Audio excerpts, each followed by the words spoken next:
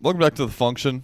That's it. That's the intro. All right, cool. That's the intro. Welcome back to the function. Today's guest is Luke Dugas, also known as Duke Lugas. Duke. That throws me off so much because I'll be getting them mixed up because Duke is still a reasonable first name, but then when I Right. see Luga, I'm like, oh nope, that's not it. That's not a reasonable last name. That's not your real name. But it's great to finally have you. Sorry about I know finals were coming up, so we had to reschedule the original date. But Right, and I think glad I kind you're of made here you a now. little frustrated with my lack of response. Yeah, but- a little bit, but I was just trying to plan this out because this is podcast 3 of 4 or 3 of 5 for this week that we're doing. So Wow. we're kind of cranking them out over break. Yeah, that's awesome. Yeah. No, I think I have a tendency to be a late responder, kind of hard to get in touch with. I got a lot going on too, but I yeah, I'm figured. glad to be Yeah. here. Thanks for having me. It's cool to meet y'all. I've heard a lot about y'all. Yeah, So. sure. He's used to it, by the way. I'm horrible at responding, Yes. and so he's been trained up. He's Right. been learning. It's been years at this point. Right. kind of Just the way you communicate, I can tell you have like some structure in your life and kind of like some vision. I do. The issue is I can't actually fully say that I'm that person that responds immediately because if it's not urgent or if it's not like being productive related, I sometimes won't respond. Yeah. And I might not respond for a while. Yeah. But if it's like trying to plan stuff out, I'm like ready to go. Right. Mainly because I know if I get on my phone, I go down that rabbit hole and I'll get distracted. So if I open my phone, it's game over. And I don't know if y'all are like this. Y'all seem like you said, you're doing 4 podcasts this week.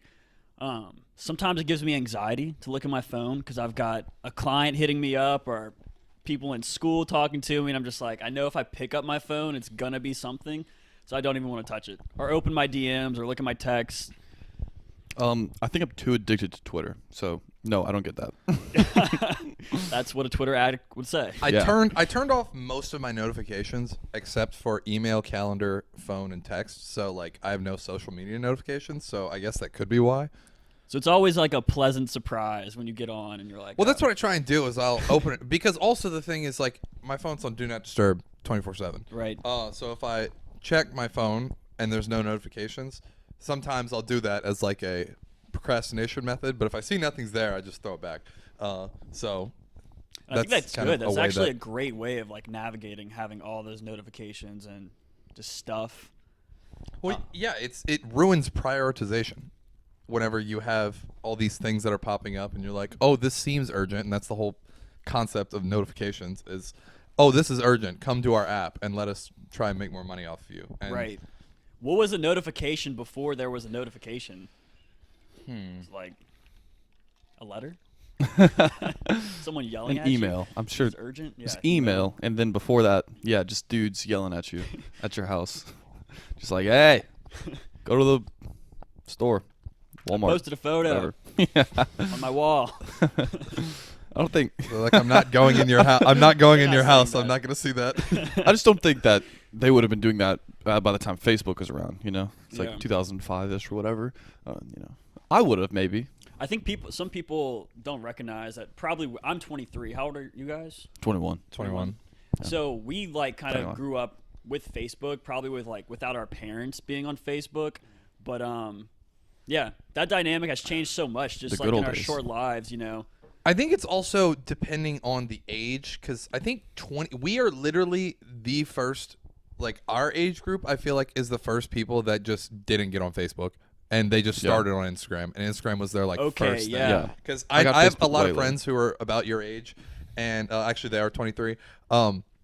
They were only, it was weird that they were only a grade above us, but they were still like, they were way more active on Facebook than we Yes. ever were. And it's the same thing with the MySpace. I feel like the generation right above me, they were on MySpace, but I never really got into that or even made an account or anything. Yeah. Generation's a rough word because you're only 2 years older than us. I Right. wouldn't So say what's that you're the in a word I'm different looking generation. for? Like Born a class. year before me. Yeah. I guess it's for that. It's different because even though the ages are close together, it's what was out and popping at the time. Yeah. Right.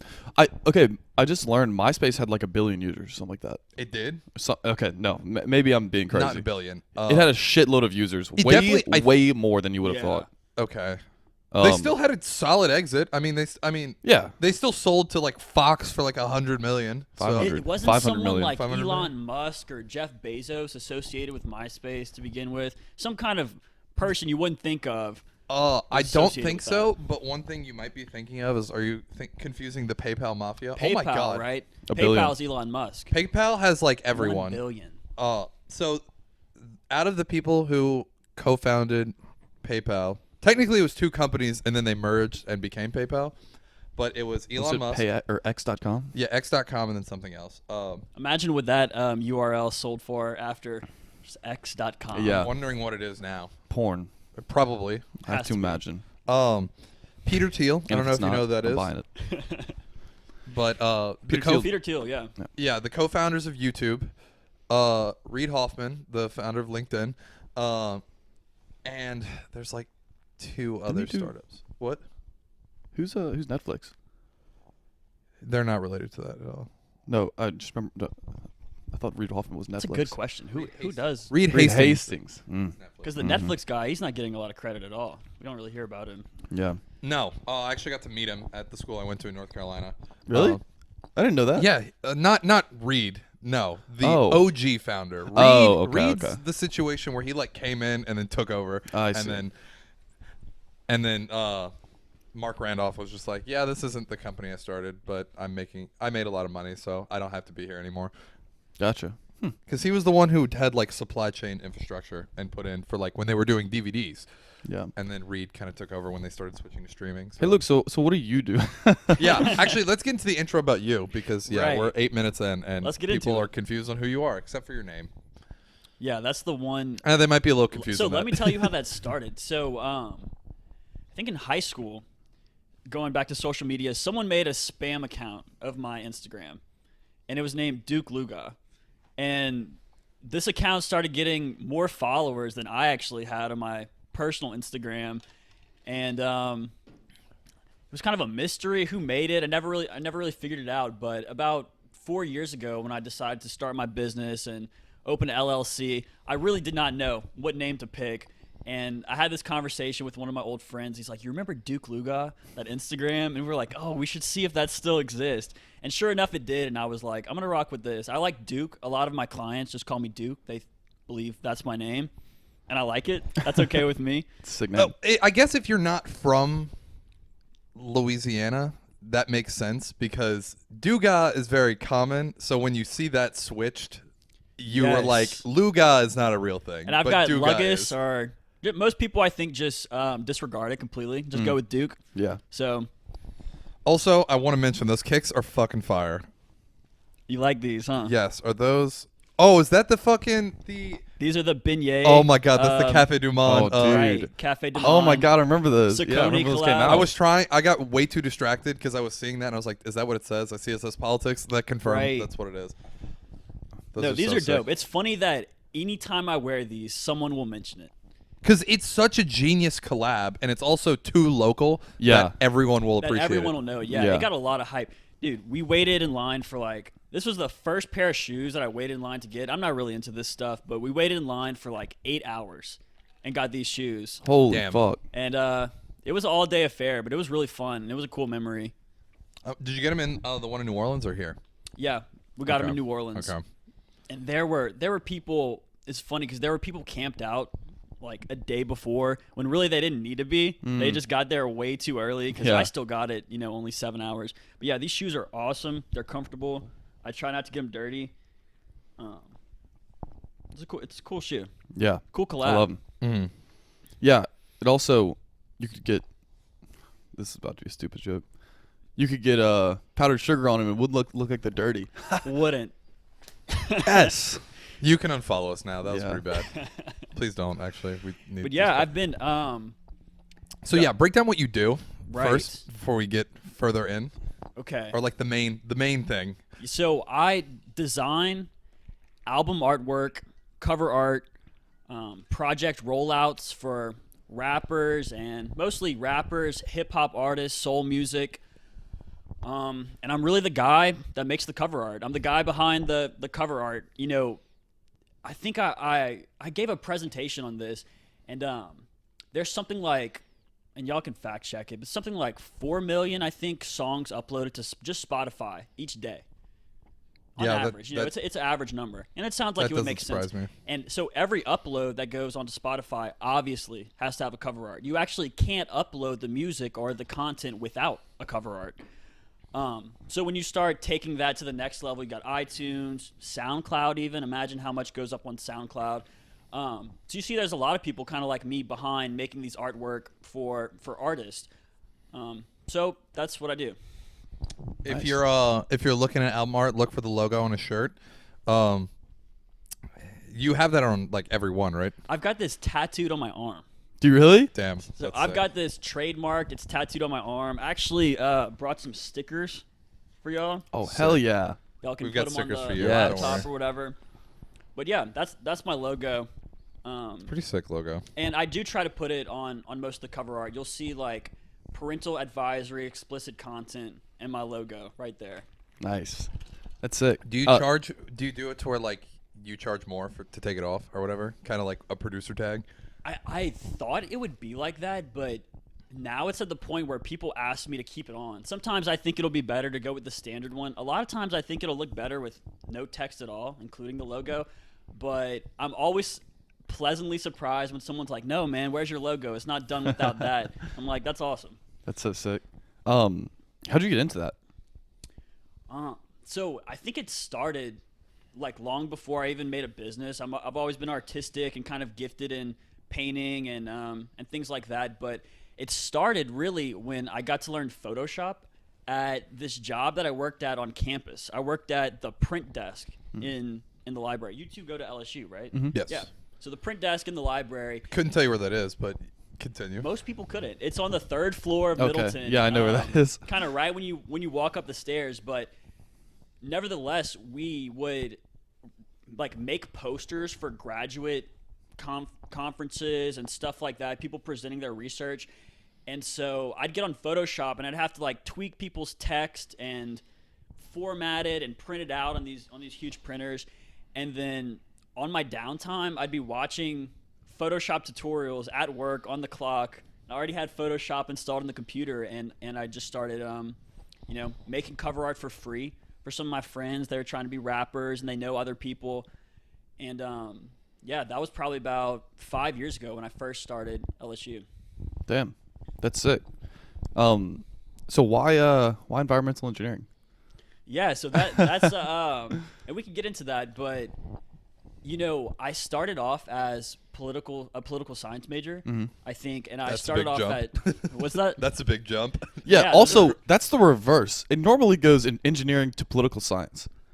I think that would be logically you That's don't like get what into something a harder. bunch of my friends did that. right. And then I started off at UL in Lafayette. Okay. I did a semester there, and I actually read this book. This sounds a little corny, but I read this book about the environment and kind of the idea of this book was that, and I don't subscribe to this idea. I thought it was cool, but it was that the entire globe is actually one organism. And I was probably high when I read it and got this idea, but I was like, and he talked about environmental engineering, and I was like, this sounds like something cool. And LSU, in fact, is one of the only places that does it around here. So I tried it out. I'm 1 semester away. I'm really glad that aside from my art career and my passion in that I've got this solid degree in something that I really like and that should work out. Gotcha. I was just curious, honestly. Right. I was like, why not art? Yeah, so that's kind of my two passions. That's kind of what where my life has taken me, and I really do design in both. So yeah, I still do that design even in my kind of career side of things. Yeah. And what do you do with that? Because Gab has hyped up your job so much, but Yeah, I don't I've know got what it a is, really so. cool job. I'm super passionate about it, and like I said, it's really on design. I knew that I've always wanted to do something design, and engineering design especially. There's a huge market for it, and I think it's really cool. But I work on So get that mic closer. I work on aquaculture systems, and so aquaculture is really fish farming. And this is completely different from the graphic design stuff, but basically I'll use drafting software like CAD and SketchUp and even Photoshop sometimes to design these systems that are basically fish tanks and filters and things like that for clients. And now I'm in a position where we do some consulting and design, and we'll go check out different places and give them recommendations. That's sick. Yeah. That's really interesting. Wow, what a renaissance man. Right. We've got a lot of stuff going on, but I think it all really comes back to that design, that creative aspect. I always have that kind of going on. That's how I like to make my money, designing stuff and being creative. That's a good call. Yeah. So I'm with that. bringing back to the art, who are some of the rappers that or just artists, I should say, that you've done cover art for? Yeah. So locally, there's a lot of guys. Probably, if you could name anyone locally here in Baton Rouge, we probably have a project together, something like that. Recently, Caleb Brown, I saw you guys were following him. Mm-hmm. He's super cool. Yeah. He had me come to his studio, and we spent the day together working on his cover art. I did an artwork for a Grammy-winning artist. His name's Cam Corvette. He's a soul singer, and he won just recently. I think it was 2019. He won the Grammy for Best Songwriter. So Wow. super cool to work with him. That's crazy. And also, now that you're saying that more, that name sounds more familiar. So, but That's sick. He's cold, yeah. I got into that because really early on, I think it was about 6 months after I started taking my business seriously. Like, I got an LLC. I kind of invested in a new computer and really started taking like this seriously as my income. Somehow, this is really where it started. So Lil Boosie posted my cover art on his Instagram because I did a song for like someone he was associated with named Joe Scott. Shout out Joe. But yeah, so he posted that, and then Boosie's brother, Takari Hatch, is Boosie's brother, and he got wind of me, and he actually offered to sign me to his label to just exclusively do their cover art. Wow. That's crazy. So did you do that, or did you? Yeah, I did it. I was really eager to do it, and the pay was really good, and so it was kind of my first like official gig. And yeah, I signed up for it, and that's how I got to work for Cam Corvette and make the cover art for him. And I did it for about 6 months, and we did like a bunch of cool projects. And so after that, I kind of realized like, wow, it's, I could do this, and I could like make a living off this. And there's more to just getting in touch with the local rappers. There's kind of like levels to this. Damn. That's really sick. Do you have a horrible label story, or no? I don't know. I'm just since he's everyone not, trashes. I know he's not an artist, but Right. musician. I've heard a lot of stuff. Like it's really surprising, but that label story, it's not horrible, but it kind of ended. It kind of ended a little weird. I had like I think a month left on my contract with him, and I got paid for that month. I negotiated to get paid up front initially. So this is what they'll try to do. It's really important to read contracts whenever you study business. You already know this, but and luckily I had a mentor at the time to kind of go over my contract with me and help me look through it. But they wanted to pay me a month after the 6 months based on every artwork that I did. So basically I do art for 6 months for this label, then I get paid a month after. And we saw that, and we're like, no way. So I ended up negotiating to get paid up front each month instead of on the back end. But the last month of the contract, I didn't hear from the guy at all. Boosie's brother went missing, basically. Didn't respond to my text, but I'd still got paid for it. It was just a little disappointing that there was no more cool people to make cover art for. Damn. Maybe it was a slow month. Right, know? and I never heard from him again. So, Huh. Man, I like that. it's crazy. yeah, it is. He just dipped, honestly. He really just dipped. The thing that's insane about your art, from what I've seen, is it looks it's painting aesthetic, but it looks so photographic. It's ridiculously detailed, and sometimes I've had to literally like double take and be like, is this an image, or is this, or did you draw this, or right. So I always post this on my Instagram. If you follow me, and you'll see that I post a new artwork. I'll always zoom in and then post, and I'll say the details, because I think Instagram already they they compress your photo, so it'll never be like the Yeah. greatest quality on Instagram just because of so much data they have. Yeah. But yeah, I like to let the details shine, and dude, I'll get lost in the details and the shadows and in the pores on people's faces and the trees and the blurs and stuff. And I think it's all that little stuff that goes into your first reaction seeing it and be like, oh, is this real? Or like, is that person really on the moon? Oh, I don't know. Yeah, I like that because the only other, and we've talked about him multiple times, but shout out Sam Spratt. Sam Spratt is the only other cover artist that I know who does that amount of detail, that also in an art style that I really like. Right, and I'm not familiar with Sam, but you got to put me on after Ooh, this. You'd know him. You definitely have seen him. He designed every single Logic album art. Okay. So if you know, I don't know if you listen to Logic at all, but Yeah, Logic is cold. Under Pressure, Incredible True Story, everybody. Actually, literally starting with Under Pressure through, he did that. There's a picture that's famous where it shows Post Malone in a blue suit on Just scroll down. That's some stuff. yeah, Post Malone in a blue suit on a throne of Bud Light cases. Look, he even did the new. Yeah. Yeah, Cudi he album. did. He did Cudi's Right. new album. That's the last one he's done. That and then This No one is Pressure. iconic. Yes, Yeah. that one's fucking sick. I love that one. I can actually just after this, I'll pull up his portfolio on his website. Because the way you said it, I almost assumed that this was like your friend, but this dude seems big. No, got yeah, big he's really places. He's done covers Yeah. for Time Magazine. Like he's pretty fucking big. But And I think that's really important too. That's something that kind of now in the work that I do, I really try to emphasize is having, like how you said he did all of Logic's covers.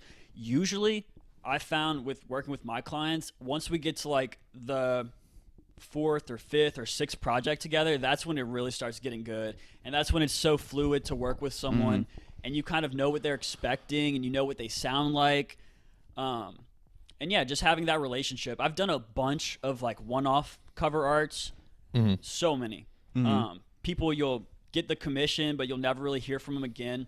But it's kind of those people that I started with and people that I have that relationship with. That's the ones that we're making consistently awesome projects. Their music has gotten better. Yeah. And it's cool to like grow with someone and kind of be there to, you know, make their artwork represent their music.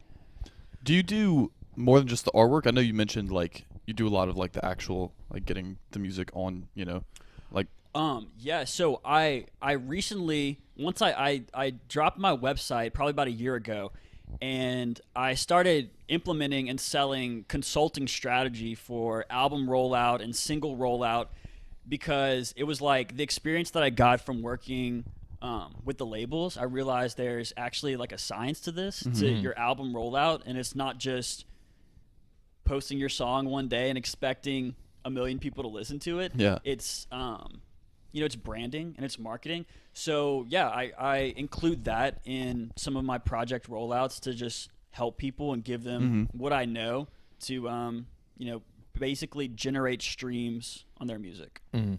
And the same thing for you guys. I wanted to ask y'all that. You know, what is your strategy for your podcast rollout? Because I'm sure there's a lot of overlaps between the way an album launches and the way you could similarly launch a podcast. Yeah, well, with a weekly schedule, it you know, it's a little quicker. You kind of expect, you know, not 9 o'clock on Fridays. You kind of know what's coming. Yeah.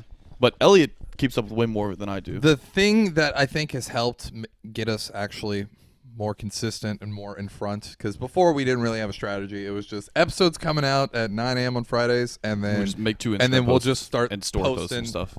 Yeah. randomly to try and promote it. But we have an editor now. That's why we have video now. Shout out the editor. Yes, her name is Mariner, and Shout out Mariner. Philippines. She probably hates that I keep doxing her in this, but Right, the this is- Philippines. We're this is supporting the her. fourth. That's true. I do really appreciate the support that you do. We'll have to get into the Philippines because I went to the Philippines for a month in 2019, and it was awesome. That's Well, it. I definitely want to touch on that. But we do 3 highlight clips that we cut out and put on Instagram, YouTube, and TikTok. And it's from the episode, so the whole point is like they're scheduled to roll out. It rolls out on Saturday, Monday, and Tuesday to try and promote it and get people to go watch the full episode. Yeah. So that's I like guess that. that's the only consistent But it seems like you've both kind of had a curve to where you figured out just spamming stuff wasn't maybe the most strategic, and you probably get better results doing like the clips and having things like that. Yeah, it's content. Well, it's Content. So his show actually drops on Netflix today. Do you know who Andrew Schultz is? Yes. So Andrew Schultz talked about this, and it made so much sense. And it was his approach to like what made him big, is before, like when he was coming up, the strategy as a comedian was to just work your way up doing open mics until you can start getting opener spots, and then you start headlining a little bit, and then you get your special. That was like the formula. Yes, but he didn't like that because first off, there's a lot of people getting specials, and he wasn't. He was like, I'm just as talented, if not more talented than these people. So you were basically leaving it up to the big networks to kind of pick who was going to get a special.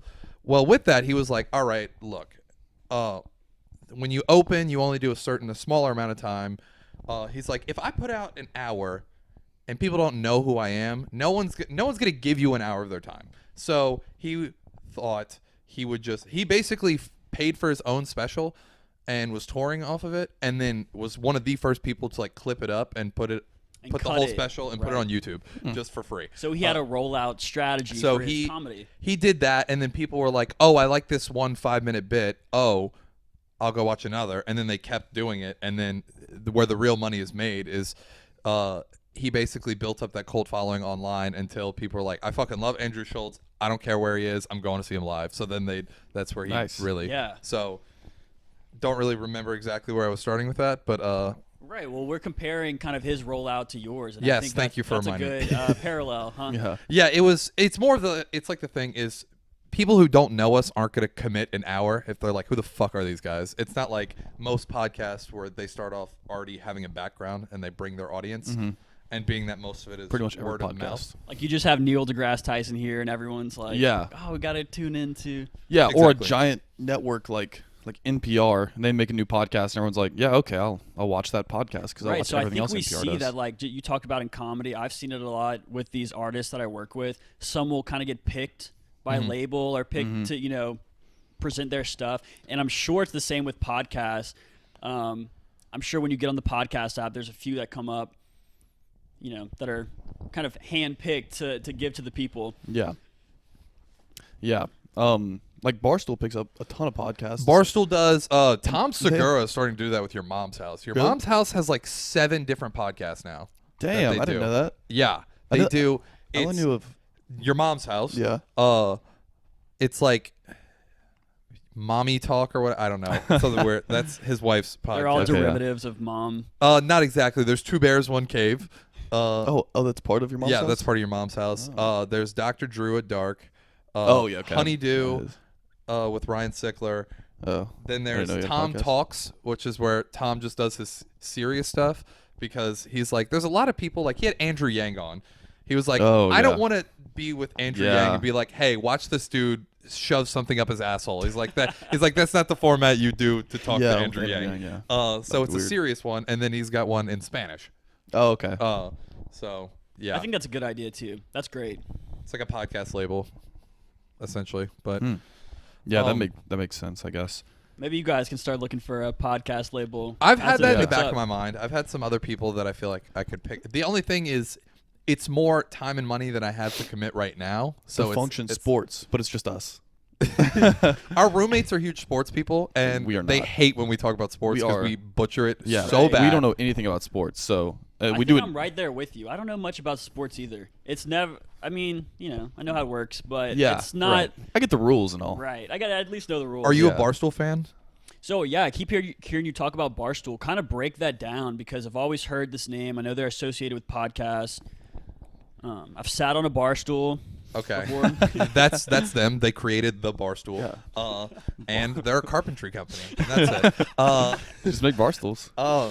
Okay, so the reason I say this is people probably also might not like it is I consider myself one of the biggest fans of Barstool Sports, and I am not a sports fan at all. I don't really give a shit about sports. I'll watch it sometimes if it's on, but And I won't even pay. Like, I didn't pay attention that much this season, but I paid attention last season because we fucking won the Yeah. Natty. Of course, how can you not pay attention to was it 15-0 season? But anyway, they started out. They're basically a sports media company, but they're more of like an entertainment company Yes. around sports because they're not like they're a lot more relaxed and funny than like ESPN or like CBS Sports or whatever.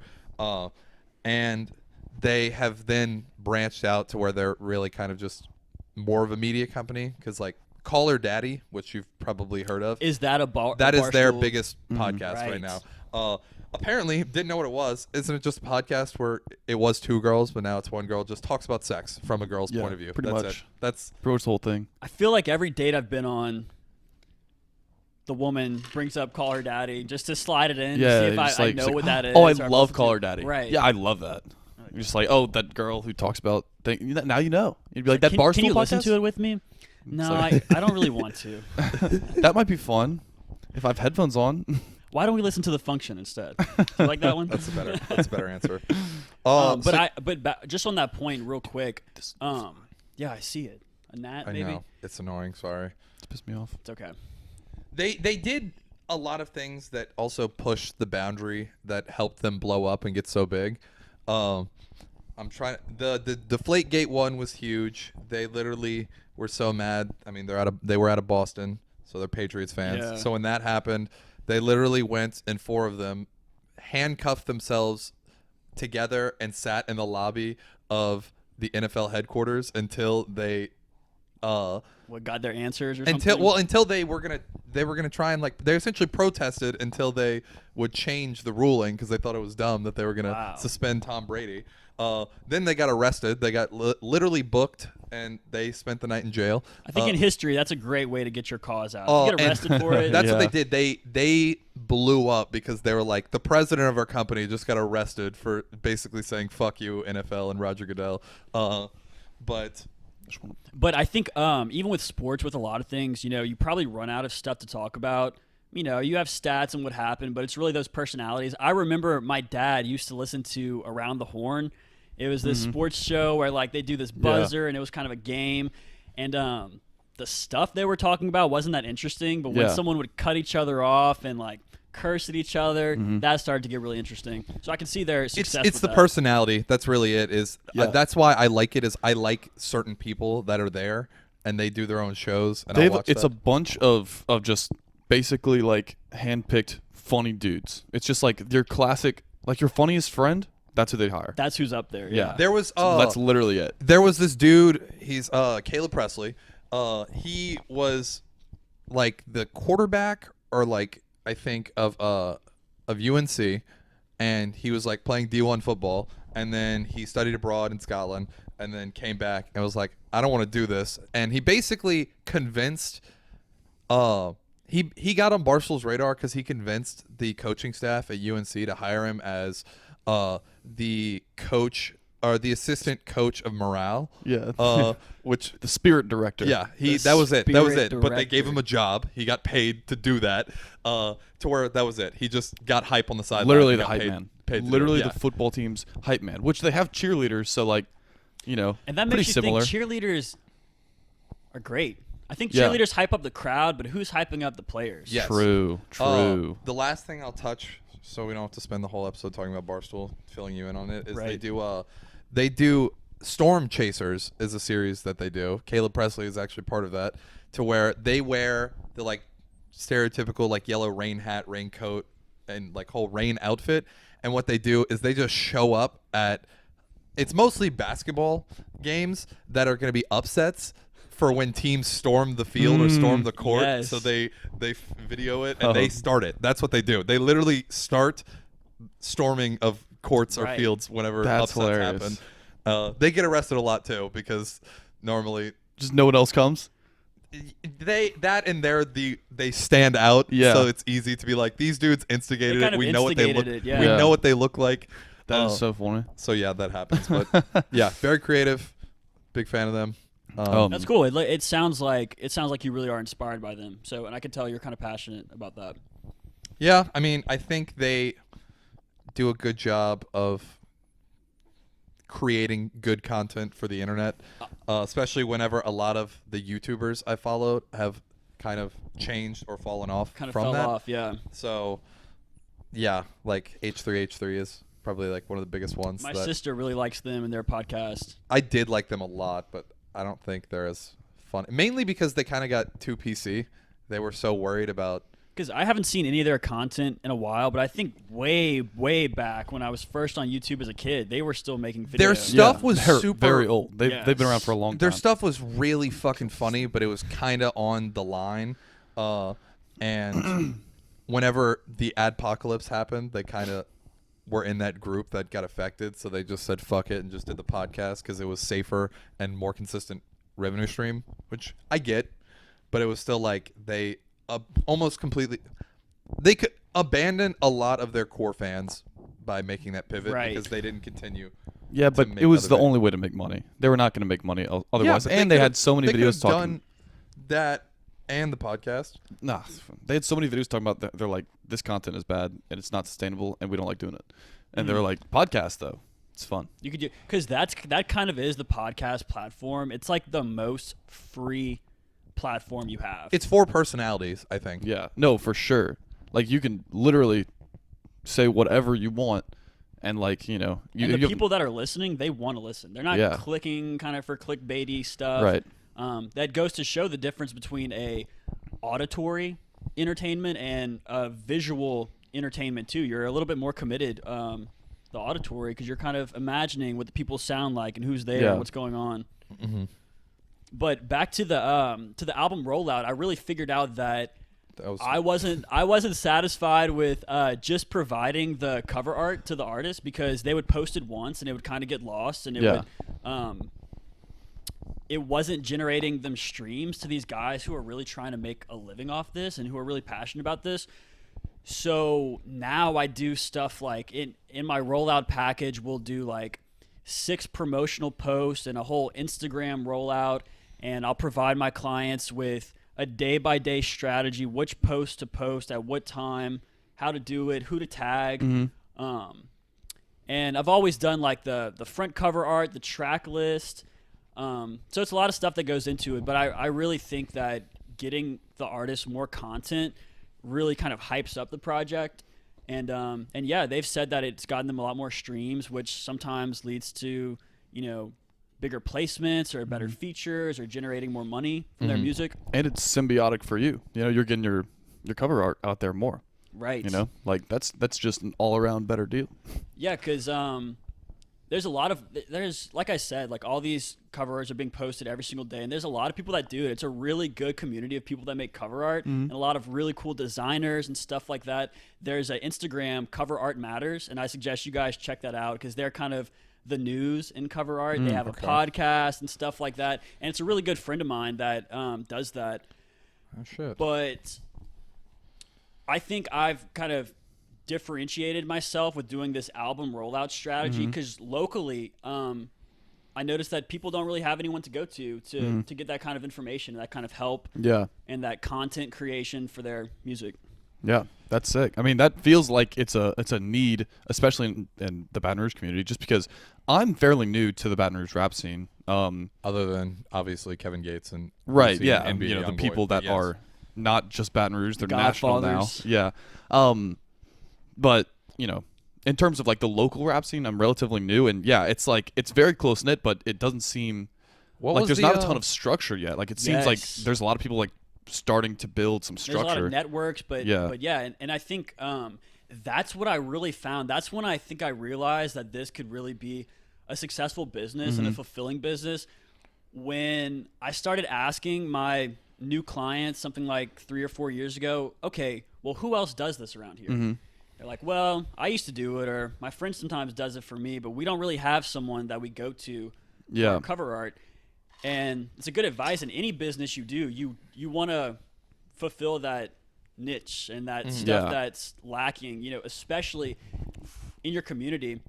And when I started off, I invested in a mentor. His name was Johnny Zodic, and this guy has been doing cover arts for a very long time. He actually worked on the movie posters for Marvel's Black Panther. Ooh, He's those were worked sick.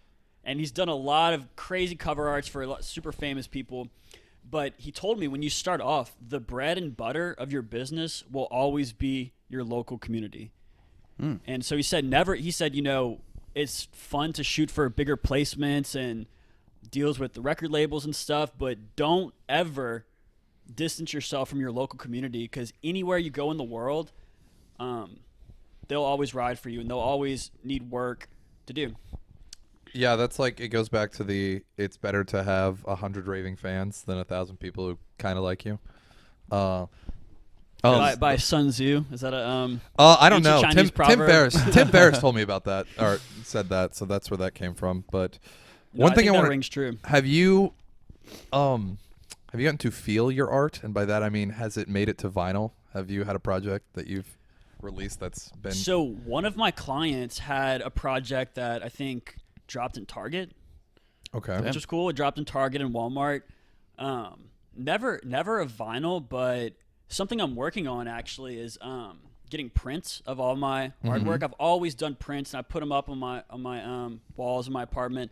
But I'm getting these prints together and getting posters together to do a like a gallery pretty soon in a few sweet. months. So I'm Yeah. collecting all my best works, and I'm getting like all the artists that I worked with to come there and see their project on the wall and stuff. Let us know about that, because I would very much like to go to that. Yeah. I would like to see you two guys with your microphones and stuff there. Maybe Look like fake reporters. interviewing some people. That'd We be could put fun. you on to a lot of cool people to interview. We just have like the phone mic on, but we just be holding this, just like talking to the mic. Right. And more recently, I told you that one of the artists I work with, they just posted my cover art in Times Square Yeah, that's on crazy. the billboard. That's fucking insane. So Yeah, I break looked at that my down. phone reluctantly, checking my DMs or whatever, and he tagged me in this post, and I was like, wow. I sent a picture to my mom, and she was really proud, and I was like, wow. That's really sweet. Which project was it? So it was a project called No with a group called ONS featuring Dave East. Okay. And I'm sure the association with Dave East, they wanted to get it out there and show it to a bunch of people, Especially in New York. Especially in New York. And I just felt really honored that they invested. I'm sure this cost a lot of money for advertising, but they invested that in the artwork that I made for them. And it made me really proud. That's so tight. I'm very excited to see, now that I know this, and now that I work downtown, so I see there are two specific billboards that are used regularly, but getting a local artist and then having it on billboards around BR. Yeah. Because there's two specific billboards that I know that I've seen, that when Frito Bang's last album came out, that his billboards, I saw like 5 of his billboards. Yeah. But then right after that album promo ended, the NBA YoungBoy and Rich the Kid album replaced one of it. Right, went right up. Probably So the next I was day. like, for me as a rap fan, I was like, can we just keep these going? I love seeing Can there this. be one billboard just dedicated to the new album drop? Yeah. That would be sick, but And it's interesting. So, as a designer, you learn that there's multiple different formats and platforms to post stuff on. The same file you use for a cover art is not going to translate well to a billboard, and Yeah. different sizes and stuff. And we're all kind of aware of that. What works on like that cardboard box is not going to work on like your phone. But it's been a learning curve to learn how to do all these different designs and files and stuff, and providing that to someone and selling that. That can really like make you stand out compared to other people doing well, it. it's I guess it's realizing the end product. God, I'm embarrassed seeing. I think that you we're- got that. Let's just say you got that. But I saw it fly away, but you got it.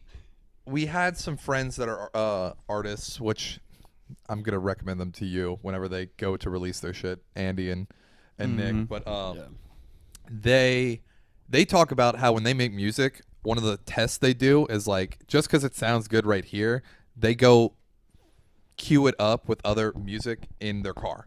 So it's like, how does this translate to the everyday listener? Yeah, probably where most people are listening to it anyway. So yeah, I get what you mean by the fact that just because it looks good on your computer doesn't mean it'll look good on a billboard. Right, and just because it looks good on my like $2,000 laptop, when you pull it up on Instagram, like you still want it to kind of keep that same effect. And something I always have to tell my clients is the file type that you upload for, I'm sure you guys know, the file type that you upload for the platform is different than some of the stuff you want to post on Instagram or YouTube and stuff. So, yeah, I really try to like just offer like as much as I know to these people that I work with. Because it's nice to see them succeed and see them, you know, like kind of like a book. If you were to get the cover art for your book, you especially want that to represent all the words in there. You want it to be attractive. You want it to have your name spelled correct and the title spelled correct. Don't judge a book by a cover is not a true statement, because I always Everyone does. Everyone does immediately. Everyone does. And how about music? Have you found yourself looking at the cover art and maybe saying like, this looks dope? Or? Yeah, cover art changes an album. Well, at least will get me into an album. Even Also, if I'm like, yes, I'm glad you brought that up, because another artist that he put me on, this cover artist, have you heard of, he goes by 100 BR? Yeah, I think I've seen that. Biggest one he did was Beer Bongs and Bentleys by Post Malone. Wow. But is it from Baton Rouge? no. Oh, okay. He's from New York. Okay. I think. Anyway, yeah, his art was so distinctive that I ended up listening to this one artist that I had never heard of before, and then ta-da, it's like one of the most listened to artists for me this year. Clever. Right. Okay. But you would also like his stuff if you haven't seen at least the specific one I'm talking about, because it's like, it's very similar vibe to Beer Bongs and Bentleys, but like it's the zoom up of the dude's face and there's just like a knife cutting and the bleeding Okay. is And that drop so of blood, detailed. and it's probably got a reflection on Oh it. yeah. And, Oh yeah. But yeah, I geek out for that kind of stuff. yeah, no, so you're definitely right that if it's really good cover art, then it'll get people to listen. Right, it'll hit. And so you scroll through Apple Music or Spotify or whatever, SoundCloud especially, there's so much.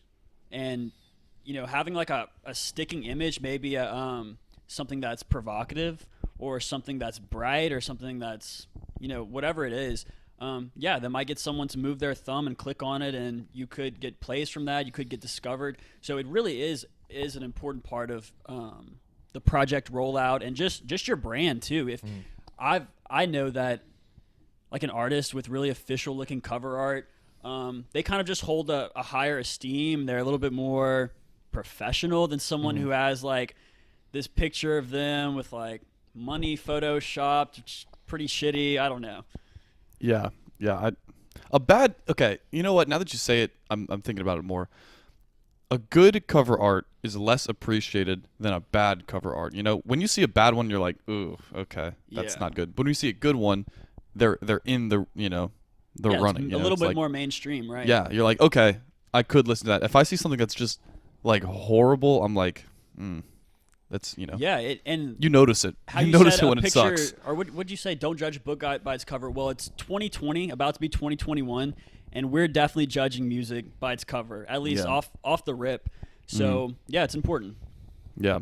I'm trying to think specifically of one that I have judged by the album, and it was like, I was like, this looks terrible because of the album art, and then I ended up listening to it, and it was good. Oh, okay. I see. A bunch. I think, no, that was going to be a bad one, actually. I was going to say The Big Day had a horrible album cover.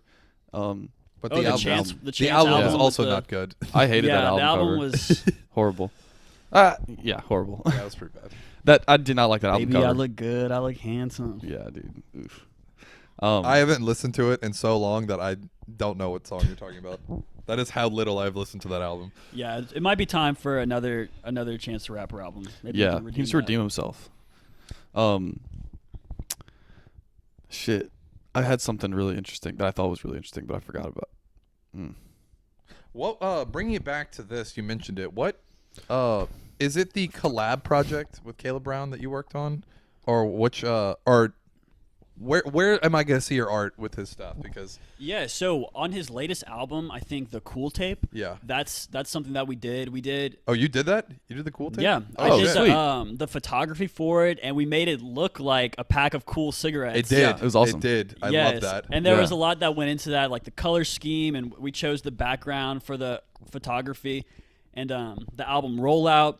And like I said, he had me in his studio the whole day, and it was really fun. I got to meet some other cool people, but hopefully we work together again. He was a really cool guy.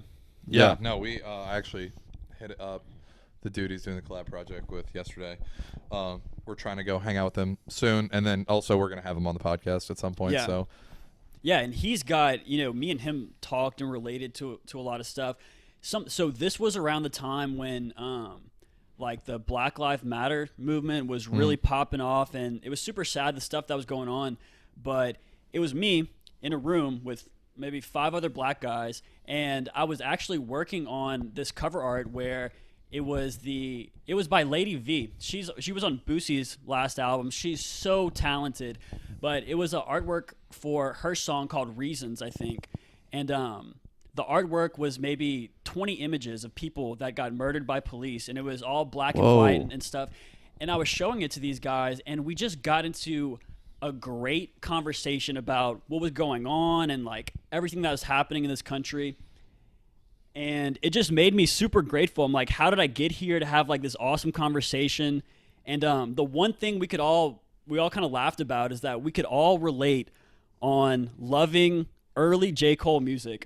Although we all had different backgrounds, we related that we all could like feel what he was saying, and like we all loved jamming out to old J. Cole. And it was just funny because we all came from such different backgrounds, but we got along on that fact. Mm-hmm. early J. Cole is pretty fire though, so I get that. That's hard. Big fan of early J. story. Cole. Yeah. I literally came to me again, and I was like, while you're talking about it, I was like, oh, I had the thing. But Caleb Brown, definitely get him on. He was cool. That was the first time I met him, and he was so inviting. Yeah, he was really nice. He was such a good host the first time he had his studio. We went to the studio for a little bit, and we just hung out for just while just chatting. We just talked for like 3 hours. So nice, like really nice guy. Love that guy. And so that's what I found, that the projects that are really fun and really creative is when I have an artist come to my studio or I go to their studio and we take pictures and like we smoke a blunt and we get to talking and stuff and we get to know each other.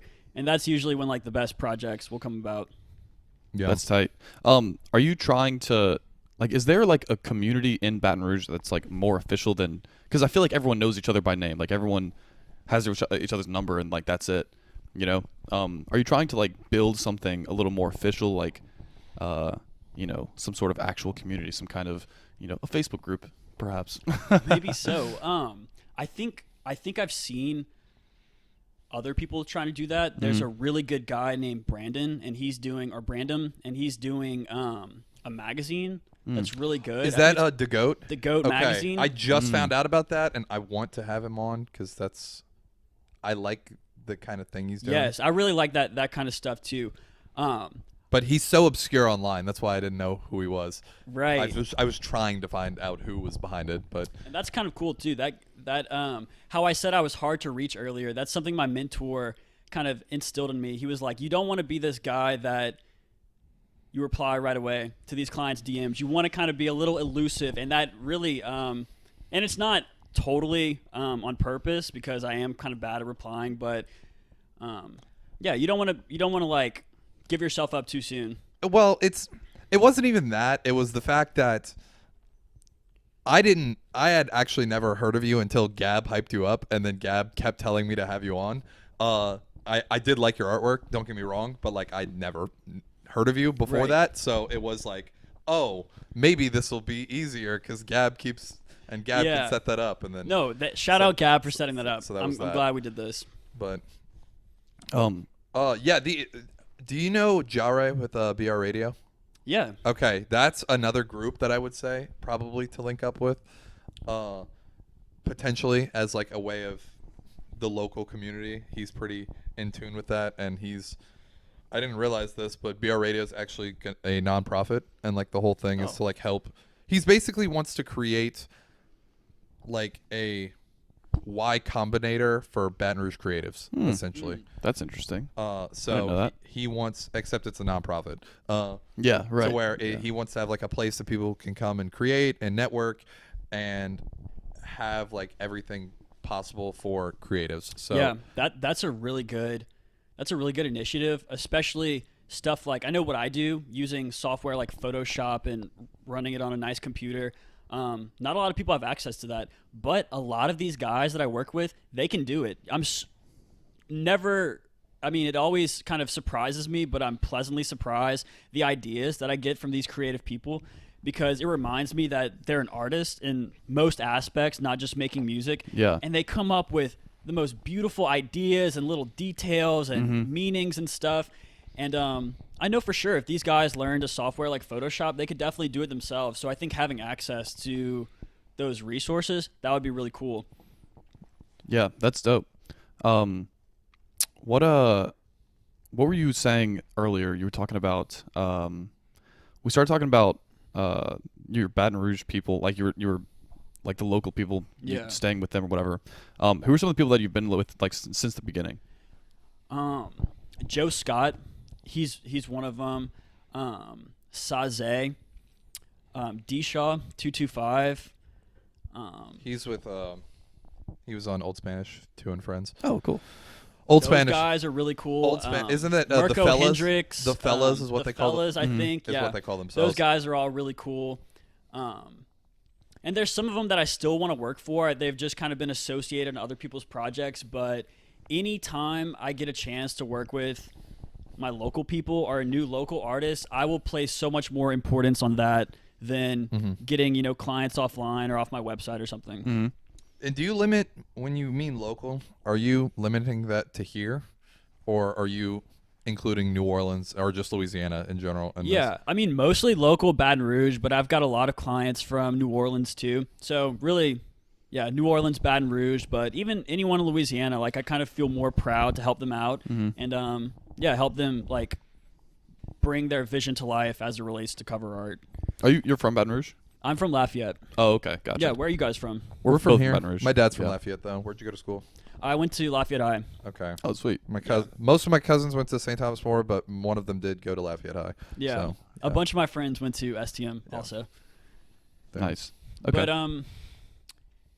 any time I get a project, I even started getting so many people inquiring about cover art. I started to limit it to just my local people and the people that I really wanted to build a brand with and build a relationship with, because at some point you really can't take on all these projects alone without maybe a studio or a group of creatives. So yeah, sometimes I have to pick and choose like which projects I want to take. have you thought about doing the bin baller strategy to where you up the prices and then for like people you don't know, it's different obviously for the locals that you take care of.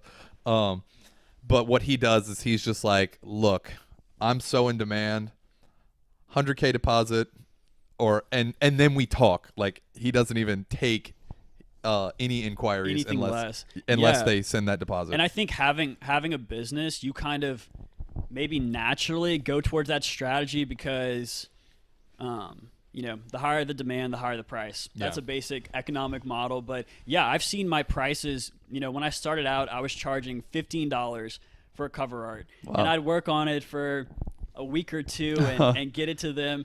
And I'm grateful now. I'm at the point where I charge $300 for like my album rollout. And, really it's this is what my mentor said. He said, as the art goes out, the money needs to come in just to sustain your business and what you're doing. So, but I don't focus too much on the price. And I know that if someone can't afford my work, it's just not the right time to work on it. And, eventually they'll get to that point, or they'll find someone else who can maybe do something for a lower price. Or if they really want it, they'll find a way to figure out how to. Yes. And that's really cool. I've had people like offer to trade me something or offer to pay in like installments and stuff. And these are people who I'm seeing like, okay, well, they really want this and it means a lot to them. And if it does, I'll discount it because it's not always about how much money I'm making. Like I really do this because I'm passionate about it. So. Yeah. I feel like you're really all about the value that you're providing to the community. Like that's it. It can really, I've seen this make people so happy, and it sounds really, really nerdy, and it's like a little thing that I like, but it really does change people's day or change their year or whatever when they have, they worked so hard on this project. Oftentimes it's about the friends they've lost or the family they've lost or the struggles they've come from. and to have this artwork represented and like cap it off. Yeah, and you can help make polish it it a success. off. Mm-hmm. Yeah, it's really fulfilling. Yeah, that's tight. You want to do Answer the Internet since we Oh, sure. we've the second day in a row. Just Yeah. waited till the hour mark Very to end. ask. Let's get into it. All right, so you know what Answer the Internet is? I briefly filled him. Okay. Yeah, well, let's fill us in for maybe new listeners. For or the new listeners who haven't listened to a single other Another episode Barstool where thing. Yes, this is a Barstool thing. No, I really don't remember, so I need to know. My bad. So basically, the KFC Radio, it's one of the shows they do. They have over like 10 years have gotten a bunch of weird questions on the internet. So what they did is they kind of like compiled it in like card form to where it's kind of like a drinking game, and just like a fun interactive game. So they made it into like a digital deck. I might actually buy the physical deck That would be box cool. set, but they're very fun podcast topics. So Got him. normally Definitely got 'em. normally like to ask them. So Yeah, let's get into it. All right, we got a good one today, actually. Okay, if you could have one person narrate or do a play-by-play of you having sex, who would it be?